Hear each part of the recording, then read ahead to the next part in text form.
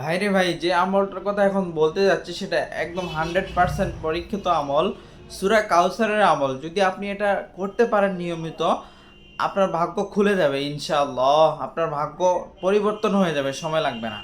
তো সূরা কাউসারের আমলটি আপনারা করবেন বৃহস্পতিবার, শুক্রবার, শনিবার, এই 3 দিন আমলটি করতে হবে। কখন কখন করতে হবে সময়টি আমি আপনাদেরকে বলে দিচ্ছি। ফজরের নামাজের পর 11 বার দুরূদ শরীফ পড়বেন। 11 বার দুরূদ শরীফ পড়ে 129 বার সূরা কাউসার পড়বেন। আবার 11 বার দুরূদ শরীফ পড়বেন। আসরের নামাজের পরে ঠিক সেম আমলটি করবেন। 11 বার দুরূদ শরীফ, তারপরে 129 বার সূরা কাউসার, 11 বার দুরূদ শরীফ। এভাবে আপনারা এশারের নামাজের পর আবার এই সেম প্রসেসে আমলটি করবেন। 11 বার দুরূদ শরীফ, 129 বার সূরা কাউসার এবং 11 বার দুরূদ শরীফ।